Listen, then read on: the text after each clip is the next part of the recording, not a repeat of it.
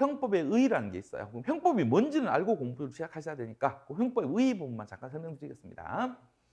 자, 형법은 범죄와 거기에 대한 형사제재를 규정하고 있는 법규범의 총체다. 이렇게 이제 기본 설명합니다. 자, 어렵게 생각하실 필요 전혀 없습니다. 자, 형법은 일단 어떤 것이 범죄가 되느냐가 형법에 규정이 되어 있고요. 그 다음에 그 범죄를 범하면 어떤 제재를 가할 것인지, 그 중에서도 어떤 형벌을 부과할 것인지, 자, 이걸 규정하고 있는 겁니다. 그래서 보통 이제 범죄와 형사 제재에 관한 법이라고 정의하기도 하고요. 그냥 더 쉽게 설명드리면 그냥 범죄와 형벌에 관한 법 이렇게 이제 정의하셔도 지장 없습니다. 자, 그러면 어떤 것이 범죄가 되고 그 범죄를 범하면 어떤 형벌을 부과할 거냐. 자, 이걸 우리가 형법 과목에서 배운다는 겁니다.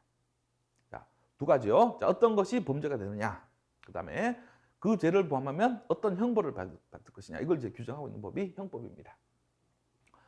자, 그러면 이제 우리가 이 형법이라는 과목에 이제 형법이라는 것의 범위예요.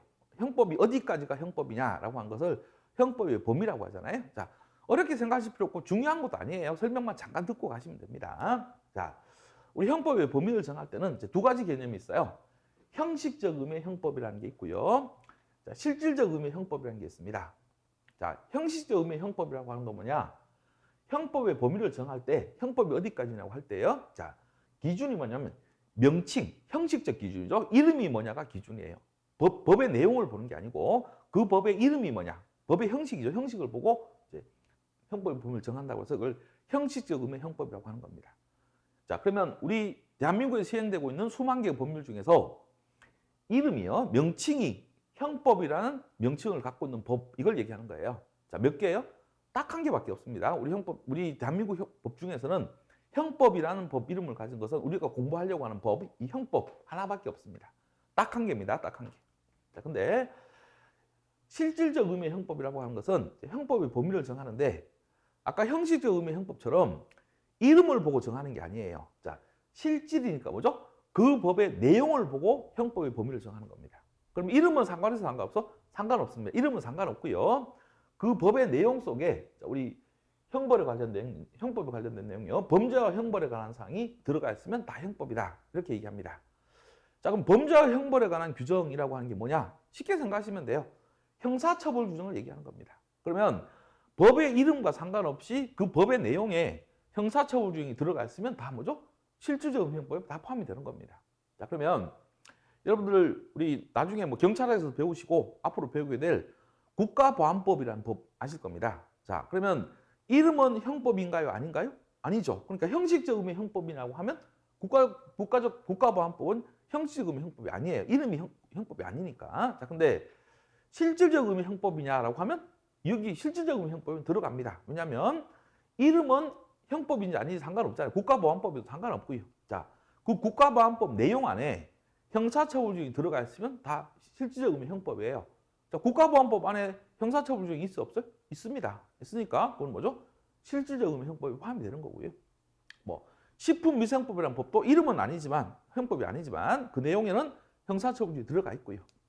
여러분들 뭐 경찰할 때 열심히 공부하시들 도로교통법이라는 법도 이름은 도로교통법이니까 형법이 아니지만 그 안에는 형사처벌 규정이 들어가 있어요. 그럼 다 뭐죠? 실질적 의미의 형법이에요. 그럼 실질적 의미의 형법은 몇 개일까요? 저도 정확한 개수는 몰라요. 수천 개죠. 우리 대한민국에 시행되고 있는 법률 중에 형사처벌을 하는 규정이 들어가 있으면 다 뭐죠? 실질적 의미의 형법이에요. 자, 그러면 형식적 의미의 형법은 대한민국 법 중에 몇 개? 딱 한 개. 형법 딱 한 개고요. 형식적 의미의 형법은 딱 한 개고요. 자, 실질적 의미의 형법은 형법을 포함해서 수천 개예요. 그러면 요거는 딱 한 개니까 범위가 좁죠. 그래서 이걸 협의의 형법이요. 좁은 의미의 형법이라고 하는 거고요. 이건 형법을 포함해서 수천 개니까 범위가 뭐죠? 이 형식적 의미 형법보다 훨씬 더 넓잖아요. 그죠? 그러니까 넓을 광자를 써서 광의의 형법이라고 하는 거예요. 자, 요건 딱 한 개, 형법 딱 한 개, 협의의 형법. 이건 형법을 포함해서 수백 개, 수천 개. 자, 그래서 이걸 광의의 형법 이렇게 부르기도 하는 겁니다. 됐죠? 그럼 이 얘기를 왜 하느냐? 원래 이 얘기를 하는 이유는요. 우리 형법 교수들이 형법학 연구를 할 때 어디까지 연구해야 되느냐. 그 다음에 우리 수험생도 형법을 공부할 때 어디까지 공부해야 되냐. 이 얘기를 하기 위한 거예요. 자, 우리 교수들도 형법 연구하실 때는요, 이 형법 포함해서 형사처분이 들어가 있는 다른 법까지 다 공부해야 되는 게 원칙입니다. 우리 수험생도 원칙적으로는 실질적인 형법까지 다 공부해야 되는 게 원칙이에요. 자, 그러나 우리 수험생들이 여기에 관련된 수백 개의 법률, 수천 개의 법률을 다 할 수는 없잖아요. 자, 그래서 우리 수험생들은 형식적 의미의 형법을 집중적으로 공부하시면 되는 겁니다. 자, 이 형식적 의미의 형법이 아닌 다른 법들에 있는 것들이요, 형사처벌 규정들은 시험에 안 나온다는 얘기는 아니에요. 나오긴 나오는데 제가 수업 시간에 언급해 드린 내용만 보면 되는 거지. 자, 여기에 대해서 여러분이 너무 많은 공부를 하실 필요가 없다는 겁니다. 그래서 어떤 말씀을 드리려고 하냐면 너무 겁먹을 필요 없다는 거예요. 형법만 공부 잘 하시면 돼요. 그다음에 더 필요한 여기요, 형법 이외의 법률에 관련된 형사처벌 규정은 제가 수업 시간에 특별히 말씀드리는 것만 공부하시면 됩니다. 자, 그렇게 공부하시면 됩니다. 자, 그러면 이제 우리 형법 공부하시면서 두 가지 공부해야 된다는 거죠. 자, 어떤 것이 범죄가 되냐. 자, 그다음에 그 범죄를 보면 어떤 형벌을 이제 부과하느냐. 이 두 가지 하고요. 두 가지 공부하는 겁니다. 그다음에 우리 형법 위주로 공부하시고 다른 우리 형법이 아닌 법률에 있는 형사처벌 규정들은 그냥 조금 이제 제가 수업 시간에 언급하는 내용만 공부하시면 된다. 그렇게 보시면 됩니다. 자, 그러면 이제 우리가 처음 공부하실 내용이 이제 어떤 것이 범죄냐라고 하는 건데요. 자, 아까 이제 OT에도 설명드렸지만 우리 출제 비중의 거의 뭐죠? 95% 내지 100%가 범죄에 관련된 내용, 어떤 것이 범죄가 되느냐에 관련된 내용에 집중된다 그랬죠. 그럼 우리는 이 어떤 것이 범죄냐에 대한 공부를 집중적으로 하시는 겁니다. 형벌에 관한 공부는 나중에 이제 조금만 공부하시면 되고요. 자, 여기에 집중적으로 공부하시면 돼요. 자, 그러면 일단 우리 형법 강론 이제 공부 본격적으로 시작하기 전에 최소한 뭘 해야 되냐? 도대체 그럼 범죄가 뭐냐는 걸 알고 계셔야 되잖아요. 어떤 거 범죄라는 것이 어떤 개념이라는 개념은 알고 계셔야 되니까. 자, 우리 교재 보시면요. 46페이지 보시면 이제 거기 범죄의 기본 개념이라고 해서 이제 여러 가지가 나오는데 그 중에서도 오늘 이제 배울 내용은 가장 최소한요, 범죄가 뭔지 정도는 알고 가셔야 되니까 거기에 대한 설명 잠깐 드리고 가도록 하겠습니다. 자, 그러면 이제 우리 범죄가 뭐냐라고 하는 이제 범죄의 개념이에요.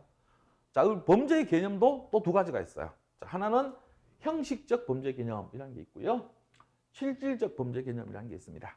자, 이제 먼저 결론부터 말씀드리면 실질적 범죄 개념은 수험생이 공부할 필요가 없습니다. 자, 요 형식적 범죄 개념만 아시면 되는 거예요. 자, 그러면 일단 아까 형식적 형법, 실질적 형법 할 때와 마찬가지로 자, 여기서도 형식적 범죄 개념이니까 자, 여기서는 범죄가 뭐냐라는 개념을 잡을 때요, 어떤 내용의 행위인가는 봐, 안 봐? 안 봅니다. 그 행위의 내용을 보는 게 아니고 어떤 형식을 갖추면 범죄냐라고 하는 것을 이제 형식적 범죄 개념이라고 해요. 자, 그럼 거기에 대해서는 자, 우리 학자들이 어떻게 정의하냐면요, 여기는 그냥 줄여놨는데 자, 학자들은 어떻게 정의하냐면 구성 요건에 해당하고 위법하고 책임 있는 행위. 자, 이걸 우리가 범죄다라고 하는 거예요. 자, 어떤 내용인지는 관심 없고요. 자, 세 가지 형식을 갖추면 된다는 거죠. 자, 구성 요건 해당성이라고 하는 거.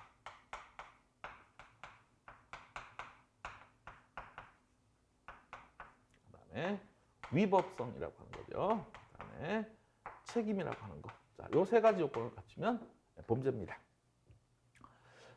자, 그럼 먼저 이제 구성요건 해당성이라고 하는 건 뭐냐면요. 자, 우리 구성요건이라고 하는 것은 자, 우리 형법에 어떤 것이 죄가 된다고 써져 있는 부분이 있죠. 그걸 우리가 구성요건이라고 해요. 자, 이 구성이란 말은 죄가 된다는 걸 범죄를 구성한다고 하고요, 죄가 안 된다는 걸 범죄를 구성하지 않는다고 해요. 그러면 살인죄가 구성되기 위해서는, 살인죄가 되기 위해서는 자, 형법 조문에 자, 사람을 살해한 자라고 써 있잖아요. 살인죄 그 범죄의 내용이.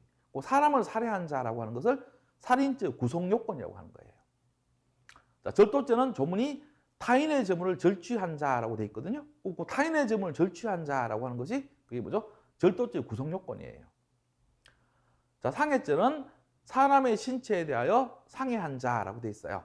그 사람의 신체에 대해서 상해하는 것, 그게 바로 구성 요건입니다. 그러면 죄가 되려면 우리 형법에 써져 있는 구성 요건들 중 어느 하나에 해당해야 돼요. 만약에 제가 어떤 행위를 했는데요, 그걸 죄가 되는지 검토할 때 우리 형법 조문들을 찾아봤더니 어떤 구성 요건에 해당하지 않아요. 쉽게 말하면 어떤 조문에도 안 걸려요. 그럼 그건 죄가 되는 거 안 되는 거? 죄가 안 되는 거죠. 일단 우리 형법에 규정된 구성요건 중에 하나에 해당해야 되는 겁니다. 그걸 구성요건 해당성이라고 해요. 구성요건 해당해야 되고요. 자, 그다음에 위법해야 되겠죠. 구성요건에 해당하는 행위라고 하더라도 만약에 그게 위법하지 않고 적법이에요. 그럼 죄는 돼, 안 돼? 안 되는 거죠. 뭐 대표적인 예가요. 제가 이제 경찰관인데, 자, 순찰을 가다가요. 어떤 사람이 다른 사람 물건을 훔치는 걸 보고 제가 현행법으로 체포를 했어요. 사람을 체포했으니까 우리 형법에는 체포죄라는 이제 구성요건에 해당하거든요. 체포죄라는 죄가 있으니까 사람을 체포한 거니까. 자, 그러나 경찰관이 직무를 수행하기 위해서 형사소송법상 현행범 체포를 한 걸 한 거잖아요. 그 형사소송법에서 합법적으로 허용하고 있는 행위를 한 거니까 그게 위법이야, 적법이야? 적법이죠. 그럼 그때는 죄가 안 되는 거죠. 위법성이라는 게 없으면 죄가 안 되는 겁니다. 자, 그다음에 자, 구성요건에 해당하고 위법하다고 하더라도 자, 왜냐면 이 피고인은 책임이 있어야 됩니다. 책임이 없으면 또 죄가 안 되는 거예요. 책임이라고 하는 건 뭐냐면 이제 조금 어렵게 생각할 수도 있는데 나중에 천천히 배우시면 돼요. 자, 어떤 얘기냐면 지금 형법에서 하지 말라고, 그죠? 그걸 하면 죄가 된다고 써져 있는 걸 일단 한 거죠. 구성요건 해당성 인정이 되는 거고요. 그다음에 법적으로 따져봤으니까 위법이에요. 그럼 지금 피고인은 형법에서 하지 말라고 금지해 놓은 행위를 한 거고 그게 위법이에요. 그럼 피고인은 나쁜 놈이잖아요. 자, 그러니까 그 피고인을 나쁜 놈이다라고 비난하는 겁니다. 그걸 책임이라고 해요. 그래서 그 비난 가능성이 있으면 이제 책임 인정이 되는 겁니다. 대부분의 경우는 다 책임 인정이 되는 거죠. 왜냐하면 형법이 하지 말라고 한 것을 피고인이 뭐죠? 스스로 결정해서 그걸 한 거잖아요. 그리고 위법하다면 당연히 책임 있는 게 원칙입니다. 자, 근데 책임이 없는 경우도 가끔 있어요. 그래서 뭐 대표적인 경우가 뭐냐면 피고인이 이제 정신병이 좀 심해갖고요. 완전히 판단 능력이 없는 사람이에요. 자, 그렇다면 그 제정신이 아닌 사람이 한 것을 그 사람을 뭐 그죠? 비난하는 거 의미가 없잖아요. 또 뭐 이따 나중에 천천히 배우시면 되는데 피고인이 어떤 행위를 하면서 자기 행위가 위법이라는 걸 몰랐어요. 공무원한테 물어보니까 그 위법 아니니까 해도 된다고 한 거예요. 어려운 말로 이제 법률의 착오라고 하는데 그런 경우에는 자기가 위법이라는 걸 몰랐는데 그 사람한테 너는 나쁜 놈이야 비난할 수는 없잖아요. 자, 그래서 이제 그때는 책임이 없으면 또 죄가 안 되는 거예요. 자, 그래서 이 세 가지요. 구성요건 해당성, 위법성, 책임. 요 세 가지를 갖추면 범죄가 된다라는 개념이 형식적 범죄 개념입니다. 그러면 앞으로 제가 당장 다음 시간부터요. 여러분에게 질문할 때 범죄가 뭔가요? 라고 하면요. 여러분은 반드시 이렇게 대답해야 돼요.